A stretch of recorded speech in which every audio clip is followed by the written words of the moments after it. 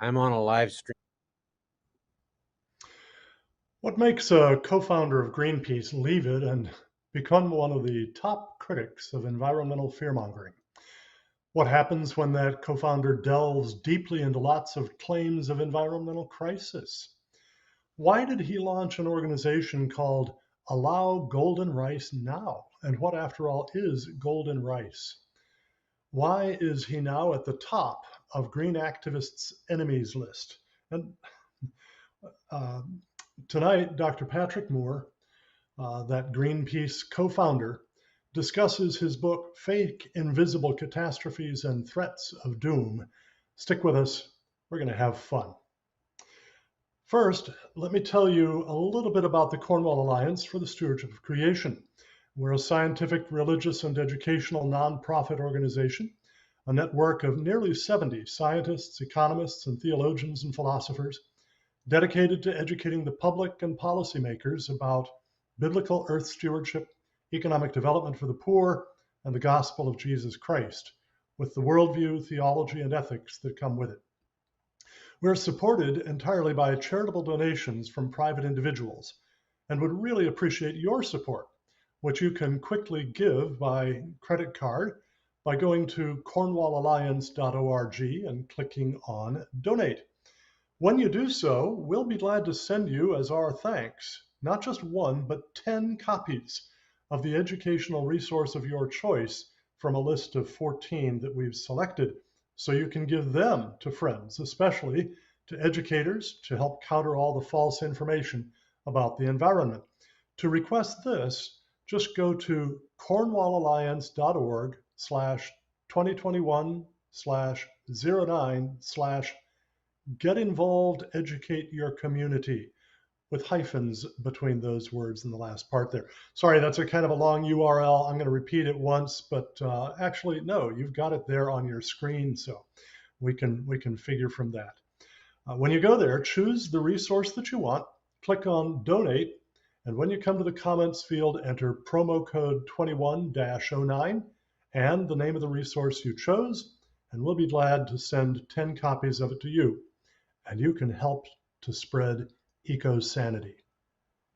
Well, now let's bring in Dr. Patrick Moore, PhD in ecology, co-founder of Greenpeace, and now one of the most controversial figures in debates over environmental subjects. Patrick, welcome. What's your background? When and why did you help start Greenpeace? What did you do in Greenpeace? And when and why did you leave it? And last of all, what do you think of the organization today?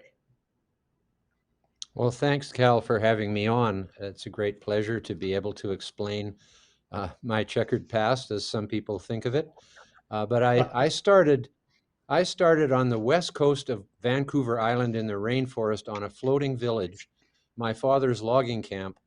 And so I came from the wilderness. It was a childhood that very few people had at that time, even at that early in the century, which was in the 1940s into the 50s. And I was really blessed with being in the rainforest, on the tide flats, on the ocean. We were right by the Pacific. It was 5 minutes out till you can see the horizon.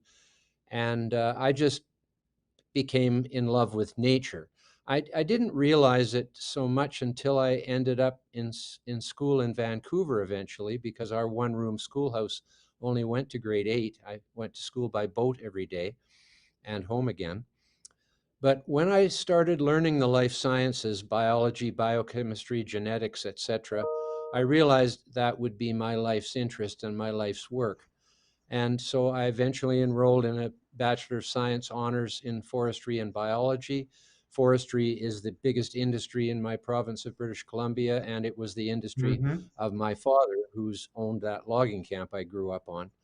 And then in the late 1960s, at the height of the Cold War and the height of the Vietnam War and the threat of all-out nuclear war, and indeed the emerging consciousness of the environment all at the same time, I became a radical environmental activist, enrolled in a PhD in ecology, the first PhD to graduate in Canada, in fact. Before that word, ecology, was known to anyone in the popular press. And while I was doing my PhD, I heard about this group that was beginning to meet in a church basement in Vancouver to plan a protest voyage against US hydrogen bomb testing in Alaska. And I thought, I'm going to get up out of my seat and do something rather than just studying and writing exams. And I joined that group, and we sailed, 12 of us, on a small fishing boat towards the Aleutian Islands, were arrested Hmm. by the Coast Guard, made Walter Cronkite's Evening News, and that began Greenpeace. It was called the Don't Make a Wave Committee at that time because of the possibility the hydrogen bomb test would cause a tidal wave, which we had had experience of on the coast of BC in the past. And so we became Greenpeace, and I spent the next 15 years full time after I graduated in Greenpeace as a director in the top committee and a leader of many of the campaigns. Next, we won that campaign. President Nixon canceled the remaining atmospheric nuclear, underground nuclear tests in early 1972. And then we turned our attention to French atmospheric nuclear testing in the South Pacific, where France was still detonating atomic and hydrogen bombs in the air, sending radiation around the world. We sent 2 years in a row boats into that area to protest and went to the United Nations Conference on the Environment in Stockholm and occupied Notre Dame Cathedral in Paris and brought attention to the fact because the French people didn't even know France was doing this. Their press was completely controlled at the time, and we were the first ones to get in Le Monde newspaper an article about the French nuclear testing and the opposition to it. We won that one too. In 1974, France agreed to go underground with their nuclear tests. And then we turned our attention to the fact that 30,000 whales, great whales, were being killed every year in the world's oceans.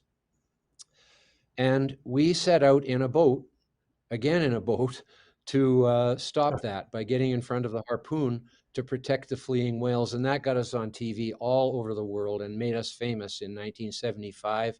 Then in 76, 77, 78, every summer we went back again to do the same thing and get film footage to go around the world.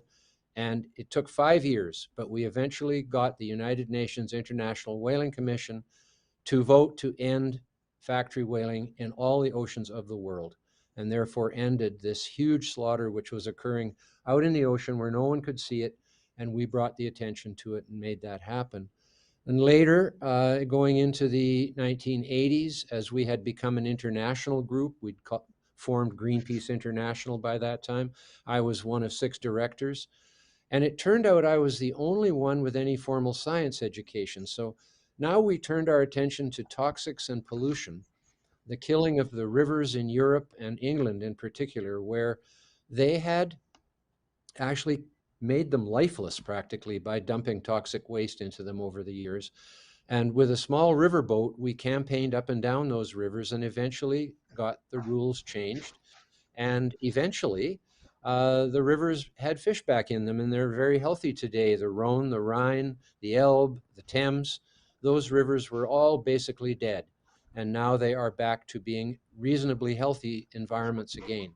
So we did a lot of good work in the early years. But as we progressed, the people in the environmental movement, and Greenpeace in particular, was basically hijacked by the political left, who realized that we had achieved some power and some fundraising capability, a lot, in fact, because people liked what we were doing. And the left wanted it for political reasons and for fundraising, of course.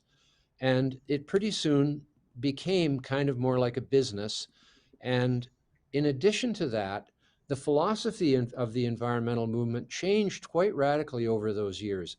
At the beginning, we had had a very strong humanitarian orientation as well as an environmental one.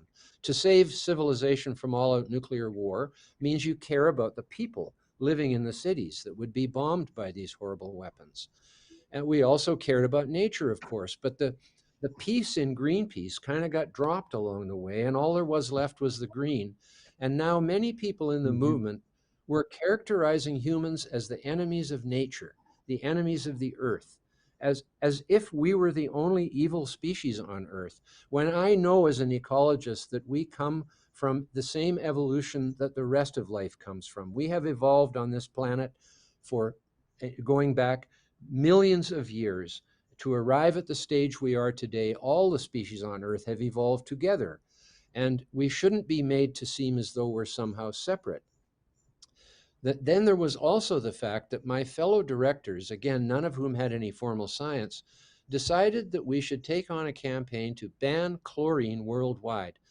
Well, I could not convince them that even though chlorine is clearly the most important element for public health, adding it to drinking water and pools and spas has ended pretty well waterborne communicable diseases like cholera and many others that killed a lot of people in the old days.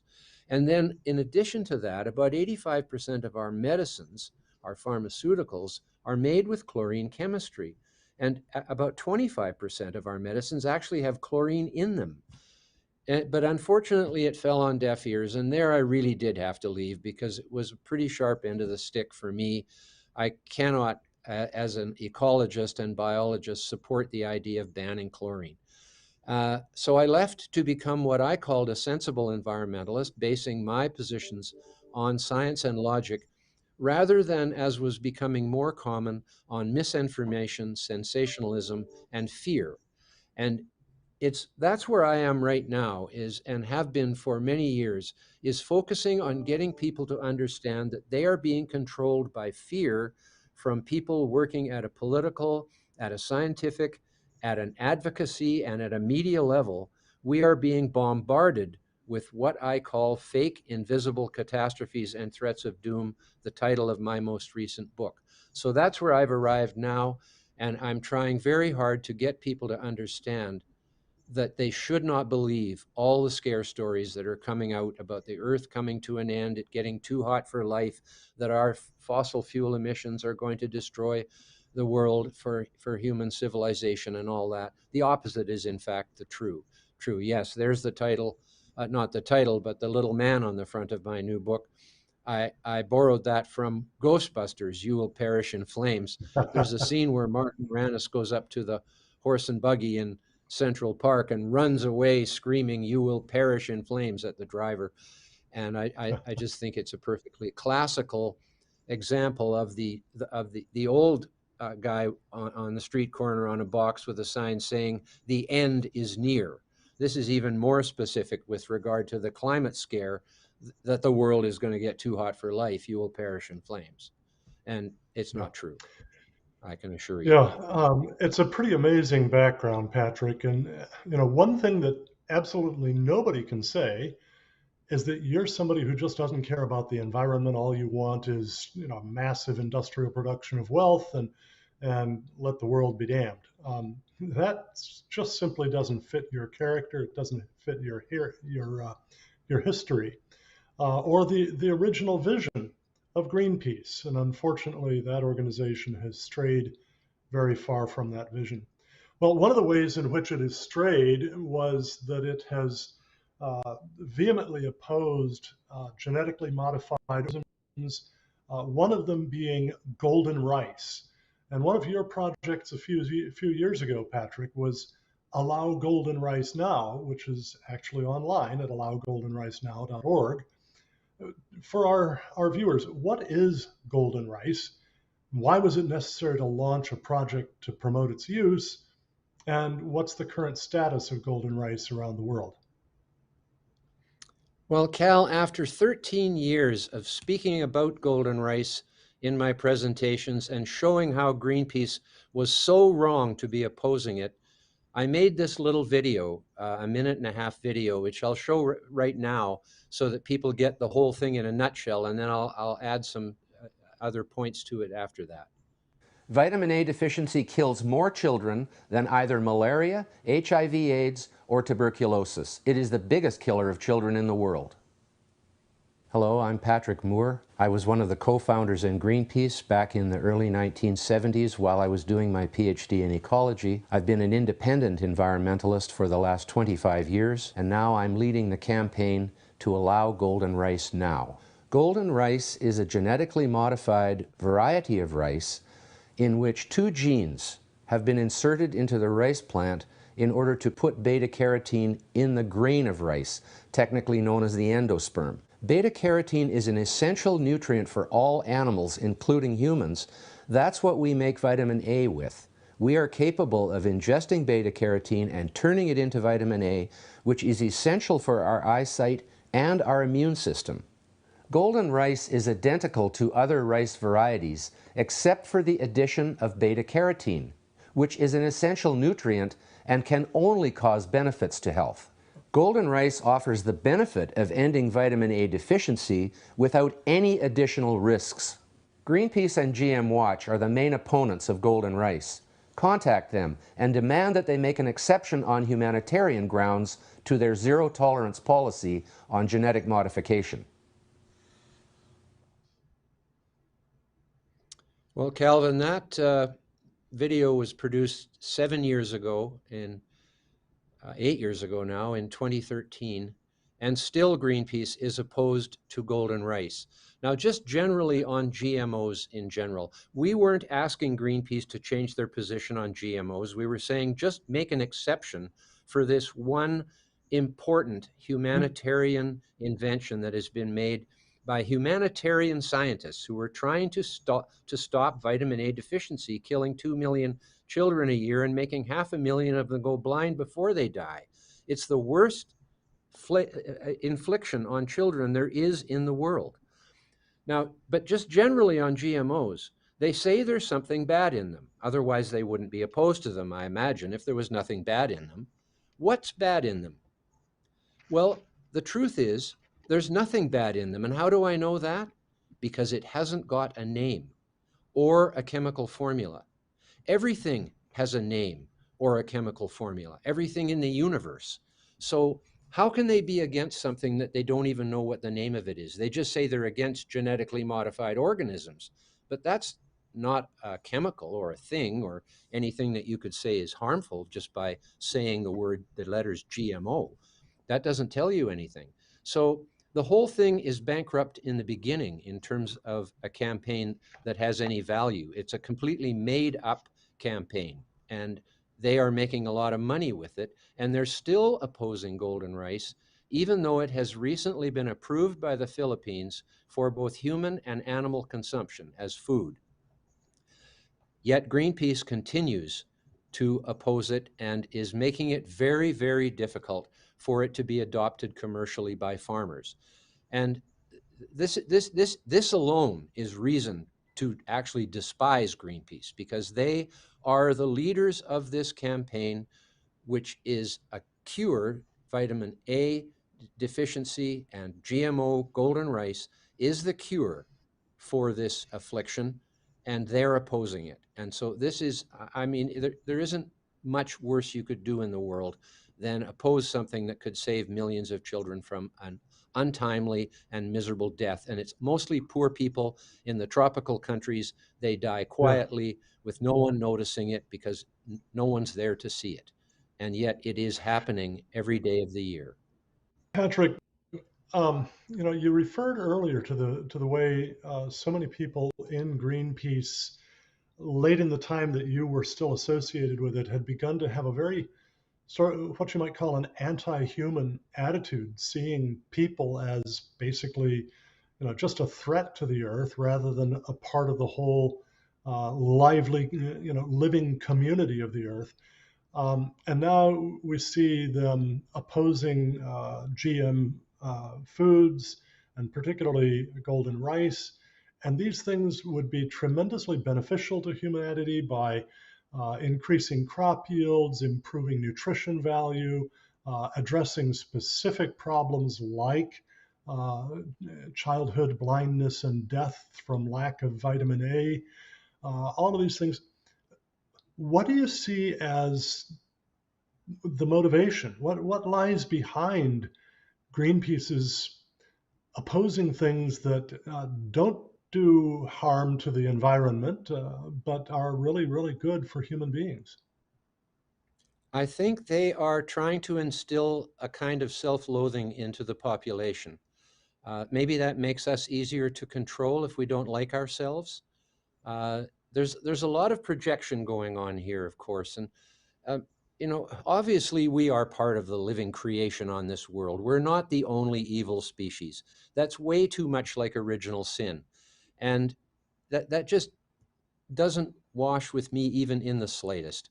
Why? And it's sort of like the whole idea of people projecting their own fear of death onto the world.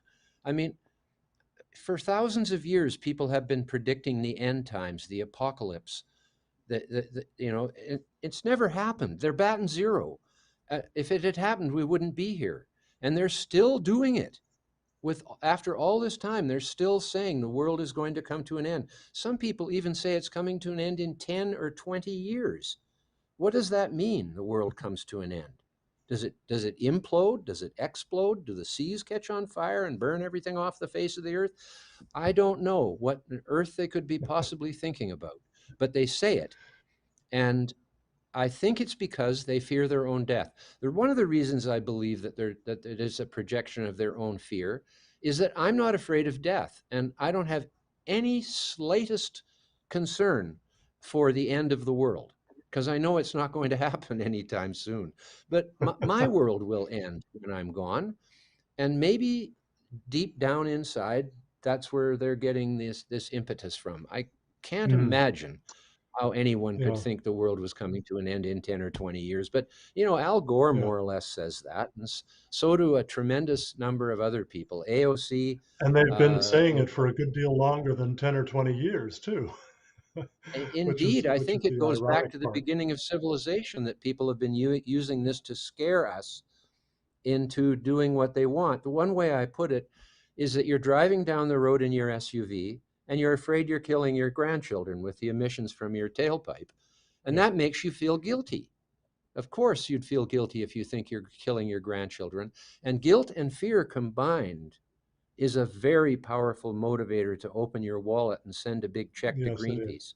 And that's how they Yep. operate, as if they have a solution for the very problem that they're proposing. Does Greenpeace think it can actually stop the use of fossil fuels in the world? I don't think so. Although a lot of politicians pretend they can.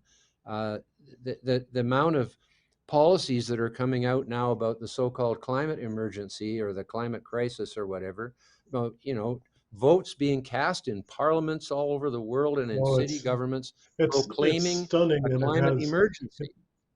it's stunning and it has all the sense to it, all the rational sense to it of King Canute telling the tide to stop. I mean, this is craziness.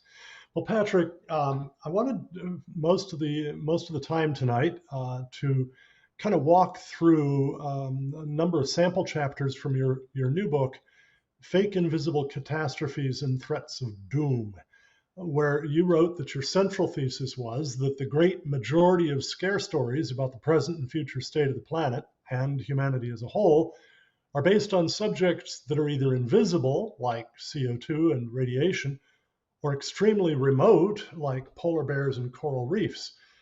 Thus, the vast majority of people have no way of observing and verifying for themselves the truth of these claims, but must rely on the activists, the media, the politicians, and the scientists, all of whom have a very large financial and or political stake in the subject. Well, it's pretty easy to see how activists and politicians have huge stakes, but how does that apply to the media and especially the scientists? Can you give us Well, a few examples of fake invisible catastrophes in which financial interests warped the truth, particularly with regard to the media and scientists? well, just take the climate change issue itself, which is the 800-pound gorilla in the room.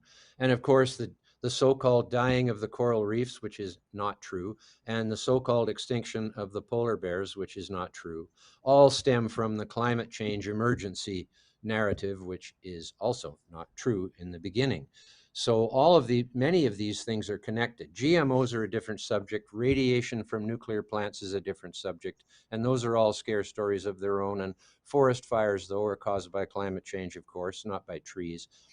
And so you have a huge nexus of these issues that are blamed fundamentally on our carbon dioxide emissions and the assertion that this is the cause of warming in the world today, which in itself is not true. At least there's no hard evidence that it's true, because we're in the global warming period, which was warming anyway, long before we came along and starting burning fossil fuels. The issue with the So how is it? scientists is all How of their how funding. do how do the activists, the politicians, the media, and the scientists profit from this fear mongering? Oh, for goodness sakes, there's hundreds of billions of dollars involved. Okay, well, let's begin with the politicians, because that's actually a good place to start. They're the ones with the money to begin with. They've already got a lot of money, especially at federal levels around the world.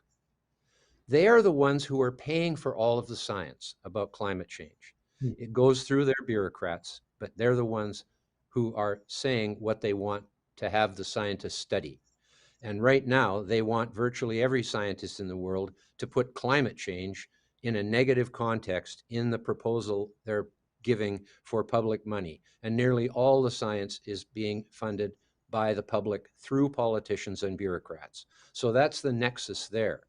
Then when the science comes out, the scientists are usually fairly quiet. It's the media that is the megahorn for the scientists, and the activists looking then to get people to send donations so they can solve the problem somehow or another. And the media is just doing it for sensationalism, to get advertising revenue. The activists are doing it to make people feel guilty and afraid in order that they will send them a check. And it works by the hundreds of millions and billions of dollars. All three of them are Yeah, connected in what I call a powerful convergence of interests among key elites. Hollywood is right in there along with them, as is most of the United Nations. So there are a lot of people in very powerful places. Many of the billionaires are involved in it, and Bill Gates is involved in it, and et cetera, et cetera. And then there's all the big tech guys, and it goes on and on. I mean, we are in a very weird yeah, position yeah, historically right now from that point of view of how many people have come to line up with this narrative that human CO2 emissions are killing the planet and will make it too hot for life. That's their basic yeah, premise. There is no yeah, basis in science for declaring that, none whatsoever. Right now, the climate has warmed about 1 degree Celsius in 300 years. The first 150, there wasn't even any CO2 emissions from humans. And you can go, but these people act as though the world began in 1850 to start with, when it actually there was a little bit of history before that, like 3, 4, 500 million years before that, that we have pretty good records for a number of factors like temperature and CO2. And it's very, very clear that temperature and carbon dioxide have not been strongly correlated through most of the history of life. They happen to be yeah. correlated now in that they're both going up, but there is no proof in a correlation that two things are in a cause-effect relationship. Not many people understand that Yeah. clearly and concisely in a In in scientific fact, sense. uh, in fact, the correlation that there is between CO2 and global average temperature is the reverse direction from what the alarmists would have us think. They think that CO2 changes first and then temperature follows. The actual data from observations and from paleoclimate data and the like shows that CO2 lags behind temperature. So, if anything, if there's a causal connection there at all, and I think actually there probably is some causal connection, it's not the only cause, but to the extent that there is a causal connection at all, it seems that temperature drives CO2 rather than the opposite. Nonetheless, on the basis of these fears of dangerous warming from CO2 emissions, uh, environmental activists and the UN have been pushing to phase out all fossil fuel consumption in 30 years, which you say is, quoting from your book here, certainly the biggest threat to civilization in the world today. Now, I understand how it's a threat to prosperity in already developed nations and to the conquest of poverty in developing nations, but how is it a threat? How is the push to eliminate fossil fuel consumption in 30 years' time a threat to civilization itself? Seems like a different issue from just property, prosperity, poverty, things like that. Well, I suppose you could say there's a fairly strong link between a civilized world and a prosperous world. It's true that some tribal societies with very little material wealth have had a peaceful civilization. Maybe they only live to an average age of 35, though. That would be about normal for people living in those conditions.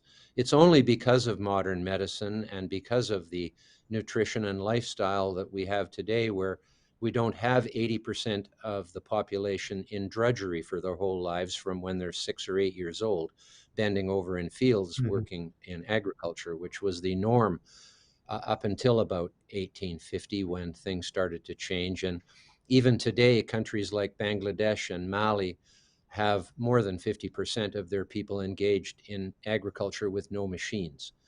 And that is a very difficult lifestyle in which you do not very often live to old age. So I think that there's a big connection between civilization and prosperity and modern life. Uh, on the other hand, if you look at what we're using fossil fuels for, a number of things would be completely have to be completely much abandoned if we stopped using fossil fuels. The main one being flight. There would be no aircraft. Uh, they don't run on batteries, and they're not going to run on nuclear energy because nuclear energy has to have something connected to a wire. And so, but the truth of the matter is we could theoretically reduce fossil fuels by at least 50% if we would accept nuclear energy as the alternative technology. But the people who want to end the use of fossil fuels are almost universally against nuclear energy. And even the ones that say they're in favor of nuclear energy are only in favor of alternative technologies. They're not in favor of the nuclear energy that we're using now. There's over 400 nuclear power plants in the world putting out huge amounts of electricity every day safely and reasonably priced and 24/7 reliably, unlike wind and solar, which could never ever achieve that under any circumstances. The sun just doesn't shine at night and the wind doesn't blow every day.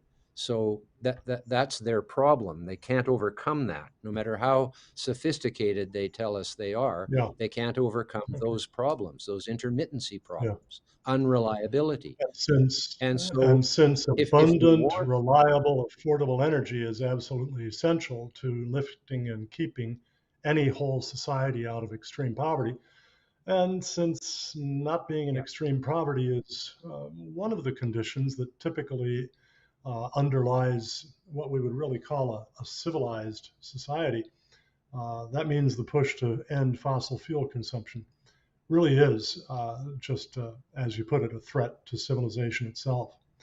Now, in chapter 2 of Fake Invisible Catastrophes, you discuss the claim that coral reefs are being devastated by ocean acidification. Uh, Now, why is that a fake catastrophe? well, actually, they tend to point to warming of the oceans as the reason why they claim that the coral reefs are dying. But coral reefs are another classic case of something that's very remote. It's underwater, they're underwater, and they're in remote locations offshore where most people don't go. A very, very small percentage of people are spending a lot of their time snorkeling and diving on coral reefs. And so the average person living in a big city anywhere in the world has never even seen a coral reef. So they have to depend on the media and the activists and the scientists, et cetera, to tell them the truth. But that's the problem. They're not telling them the truth. The best way to make money off coral reefs is to say that they're dying and you need to have a lot of money to save them. Because if they weren't dying, you wouldn't need a lot of money to save them. You wouldn't need a lot of money at all. So that's the problem with most of these things. The fact of the matter is, the most biodiverse coral reefs live in the warmest oceans of the world, and that is the Coral Triangle around Indonesia. There's no other warmer oceans in the world. And it's very clear that Indonesia today represents a sanctuary for the coral reefs, which when the Earth was warmer, which was most of the time before this ice age set in, 2.6 million years ago, for 250 million years, the Earth had been much warmer than it is today. Coral reefs occupied a much wider expanse of the oceans. The Caribbean, for example, which is nicely situated between South and North America, a sheltered spot there from the cold waters of the North and South, is the second warmest oceans in the world, and 50% of their corals went extinct as the world sank into this cooling era that we have today. And that's another one of the great ironies about this climate catastrophe, so-called, is that we are in one of the coldest periods in the history of the Earth right now. It's called the Pleistocene Ice Age. We happen to be in an interglacial period of which there's been about 40 to 45. In other words, there's been 40 to 45 major glaciations during this time too. We happen to be in an interglacial period, but it's still colder now than it was for the previous 250 million years before this ice age came on. In fact, we are at the tail end of a 50 million year cooling period coming out of the Eocene thermal maximum 50 million years ago. And it's all on the internet. It's all been documented very well from sediment cores in the sea and from ice cores on the Antarctic and Greenland ice caps. This is all there for people to see. But the activists don't want you to see that. They think the world began in 1850, when in fact we have records back hundreds of thousands and millions of years showing the fluctuations in global temperature and CO2 levels. And they show very clearly that we are in a cold era now. It's called the Pleistocene Ice Age. They would have you believe that it's over. There is no evidence whatsoever to support the contention that the Pleistocene has ended. None. It Yeah. is still here. It hasn't started to go back into the Eocene type warmth where all the Arctic islands of Canada, for example, were forested then. And there were wild animals all over the place up there. Camels, in fact, the giant camels roamed the Arctic islands of Canada and Antarctica I'm going gonna back have 40, to, 30 million Patrick. I'm years. gonna have to cut you off there if I can, Yeah, I please. can go on forever about Um, coral reefs. It's yeah, just so crazy that we they're need to get saying they're on. dying. Yeah, we do need to get on to some of the other questions that I have for you tonight. Yes. But a main point is simply that the empirical evidence says that the coral reefs are not dying, and the CO2 and the warmth do not, are not a problem for them.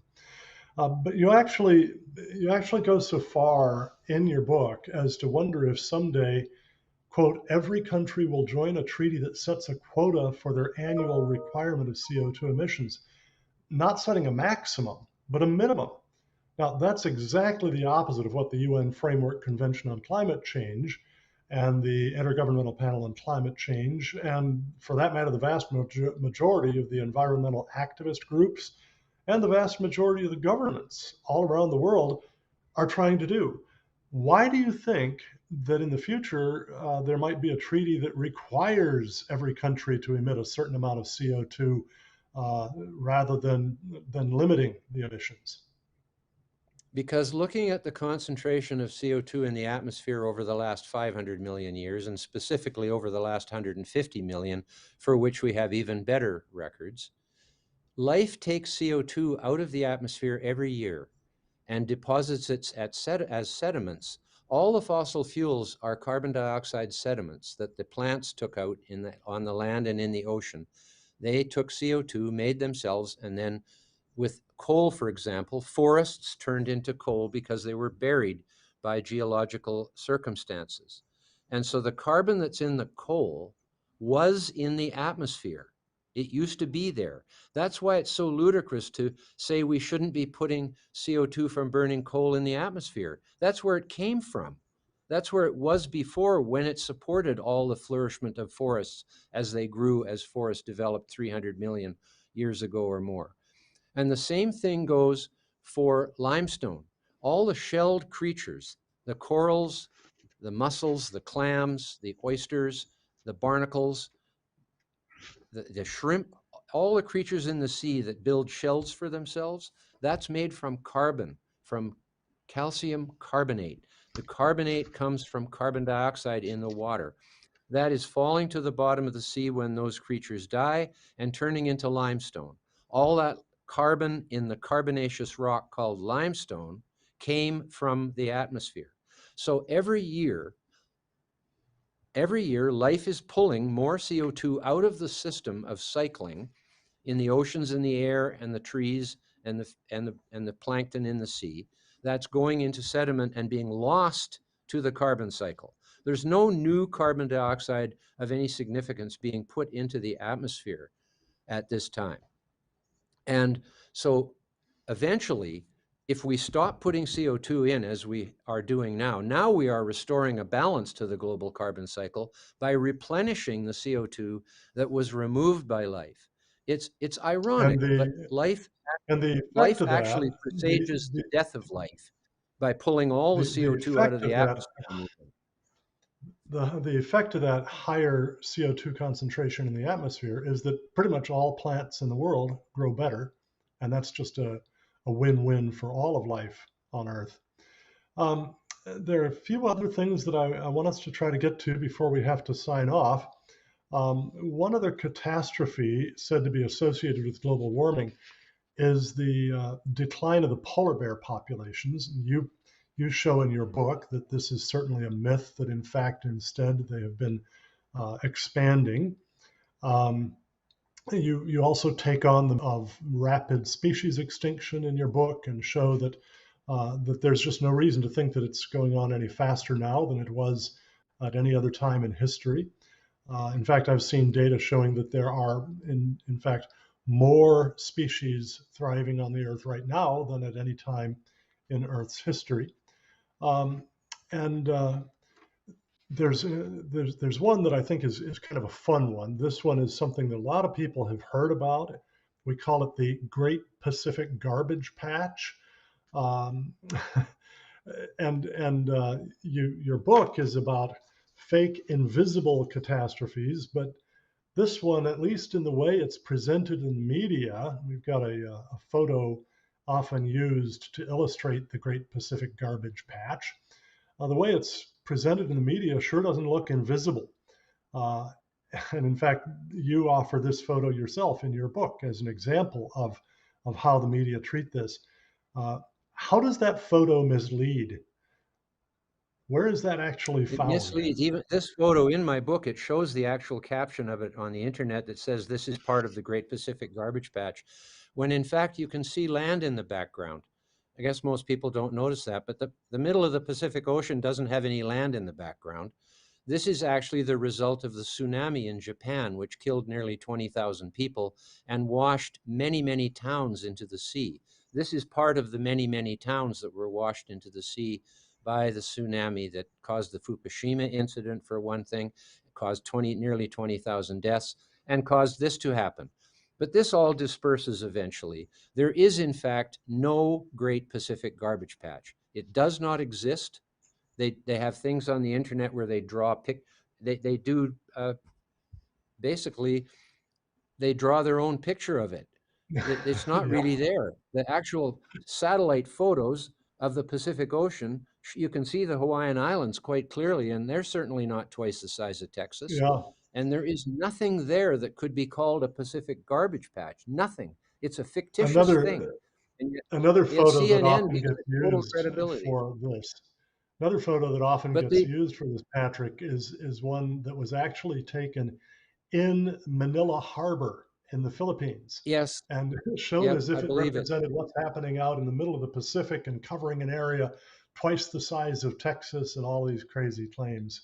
Yeah, it's Yes. amazing just how much flat out dishonesty prevails nowadays in an awful lot of the environmental movement. Um, the uh, let's let's hmm. One other subject I would like you You to mentioned address, Patrick. a number of issues before you mentioned the garbage patch. I'm just trying to remember which one. Oh, the polar bear. Let me quickly Ah, tell you about the polar bear.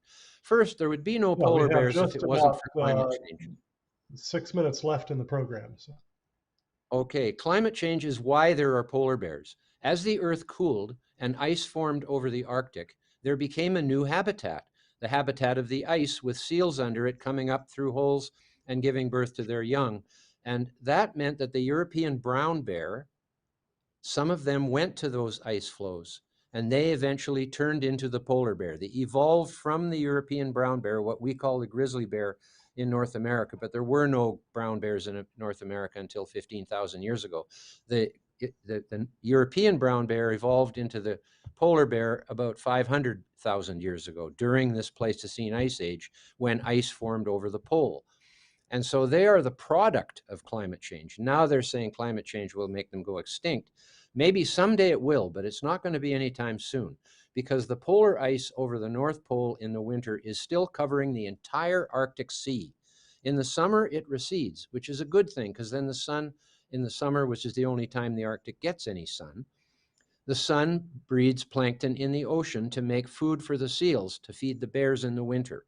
So everything is fine with the polar bears.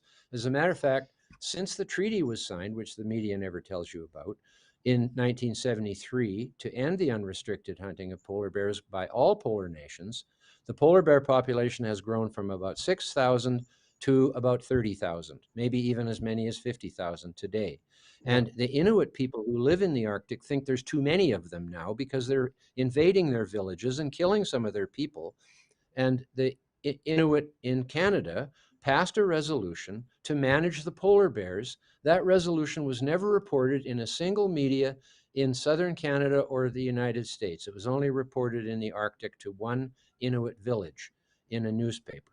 Otherwise, everybody just ignored it because it throws cold water on the idea that there's not enough polar bears because the very people who live there think there's too many. Right. Well, very good, Patrick. Your explanations are really extraordinary, and you bring obviously a depth of understanding of how all the different parts of the ecology work together with each other that is really unusual to find, and I appreciate that very much. Um, you are also a director of another organization, the CO2 Coalition. Very, very briefly, can you tell our people about CO2 Coalition, what you're trying to get done, and where they can learn more? Yes, the CO2 Coalition, based just outside Washington, D.C., is a group of mainly very experienced scientists, most of whom have a deep knowledge of the climate issue. Also, some engineers, space architects, and other people who have a deep interest in this subject. And we believe firmly in the CO2 Coalition that CO2 increase in the atmosphere is entirely beneficial for both human life and nature. We see nothing negative about it.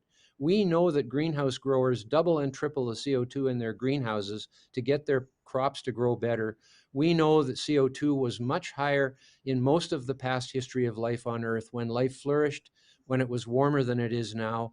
And indeed, though the temperature and the CO2, there is no hard evidence that they are connected in terms of CO2 that we're emitting causing extreme warming of the Earth. None whatsoever. So we're totally happy with the position that we take. But in order to understand this whole subject more fully, it really is necessary for people to get my actual book. It's on Amazon in an ebook, an audio book, a paperback book, and a hardcover book. So whatever level of income you want to spend on it, and whatever style of book you want, it's there for you.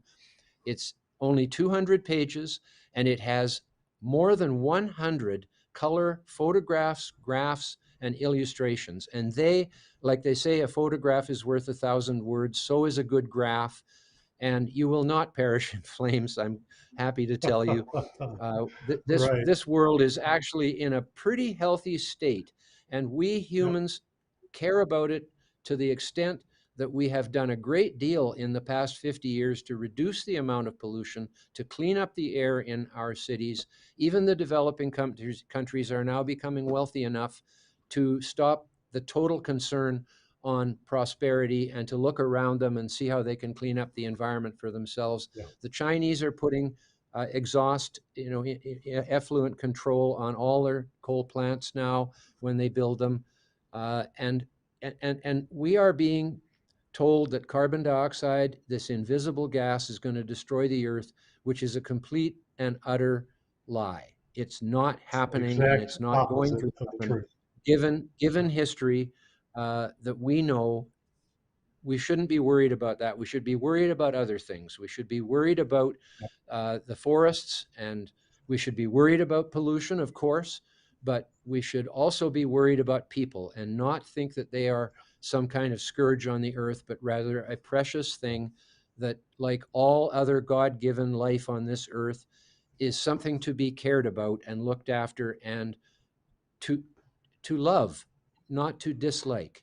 And that's Amen. the way things have That's gone. The environmental that, movement is pushing fear and pushing guilt when they should be pushing love and pushing togetherness and all the other good amen to things that. about people. That's how Yep. I feel. And that's And a that's a I just that's a great concluding it point. seems bad to some people to say that the earth isn't coming to an end for some reason, like as if they wished it But did. But yeah, thankfully, it isn't. I think things are yeah. pretty good.